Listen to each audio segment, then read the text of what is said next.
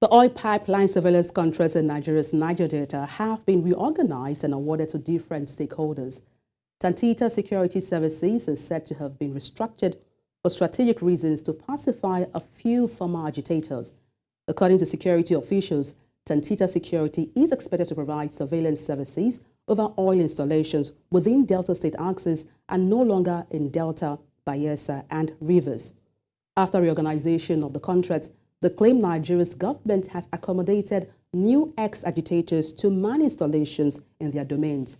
However, stakeholders praised the government's decision to exempt Bayelsa governorship candidate Joshua McIver, accusing him of using Tantita Security for political gains. And joining me to talk about this is energy consultant and analyst Seun Dania. Good evening, Seun. Hi, good evening. Pleasure to be here. Fantastic. Now, the new breakdown of oil pipeline surveillance contract has definitely brought in more former agitators as protectors. What do you make of this? I think it's a positive development to bring in all these former agitators to protect our pipelines, but because they'll have a deep understanding of the terrain and the challenges involved within those regions, especially protecting the pipelines.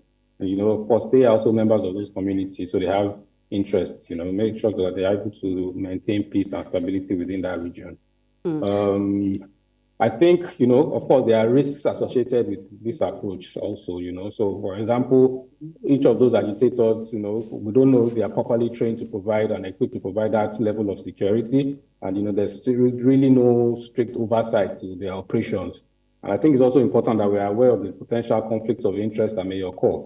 As some of these agitators may have ties to these criminal networks that actually go out, that are involved in oil theft and pipeline vandalism. So it's sort of like a tough situation for the government. Okay. Now, Seun, incidentally, the former sole contractor had ensured increase in our production one way or the other. Could this addition further boost Nigeria's output?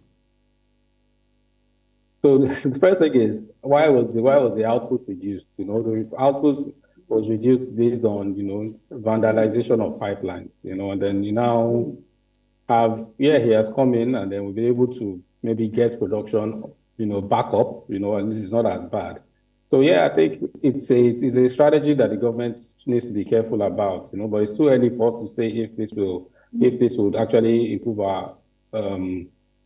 our production and output. Because let us remember that these networks, these people, they always break out. They all started as men. There were a lot of them that the different factions started coming up. How do we know for sure that this person will be able to maintain that level of control over all the other agitators? We definitely have an uprising of younger people who will then be using the same tactics. So it's on the government to make sure that they are able to manage these things properly. And let's see how it goes. Now, Mr. Dania, some persons say this reliance on private contractors has been condemned as a means of further undermining Nigeria's security and defense setup. What do you say to this? So it's without a doubt that we know that the reality is that the Nigerian government is simply not, we don't have the capacity, they're not capable to effectively protect Nigeria and protect our oil pipelines. So, the factors that contribute to this, we know the high level of corruption with management in government, mismanagement, and then, of course, lack of resources. And, that's why the government is then now turning to these private contractors to fill in this gap. It's necessary as a short-term solution, but it's important to note that this comes with, there's so many risks, because these private contractors are all about profits. And the moment the government stops paying them, this large amount of money, then immediately we'll default to having, pipelines being vandalized all over again. And they are not, they are not geared towards protecting national security interests, Private contractors also, they don't have the same level of oversight, the same level of discipline, the same level of training that the government agencies have. So in order for us to reduce this risk, associated with relying on these private contractors, the government needs to invest heavily in strengthening its own security forces and increase our defense capabilities. And the government needs to develop more regulatory frameworks for private security companies, whereby we are 100% certain that the kind of companies they are giving these jobs to are not just because they are agitators, but it's 100% because they are well-trained security companies who can provide that level of, security for our pipelines and also protect national interests. All right. Finally, Seun, do you see Nigeria achieving 2 million barrel production per day in the next 2 years?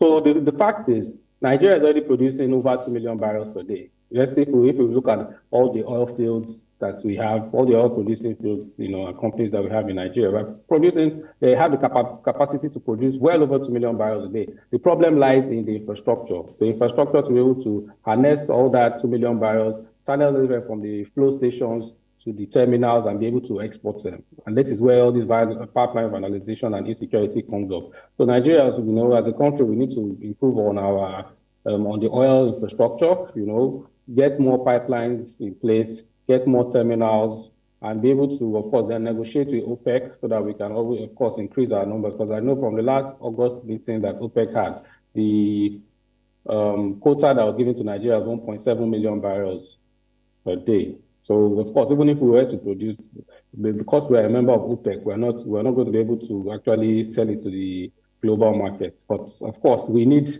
the petroleum products here in Nigeria. So even if we produce over 2 million barrels, I'm sure we can refine quite a lot. So when Dangote refinery comes on stream, we will be able to use this. So let me just put the point straight. Nigeria needs to invest in repairing and maintaining the current oil infrastructure. We need to address the security challenges in the Niger Delta and all the oil-producing states. I have to create more investment climates for foreign oil companies and even local companies to be able to invest in developing the oil industry in Nigeria. And then, of course, Nigeria needs to improve the state of the NNPC. Even though it's a private company, the government is still fully owned by the government. So we need to put in a lot of work. This is where we'd have to end the conversation. I beg your pardon, I have to interrupt you here. But thank you for your expertise. Thank you for your expertise, Seun, Dania, energy consultant, pipeline surveillance. Thank you. Thank you. Have a great day. Thank you for having me.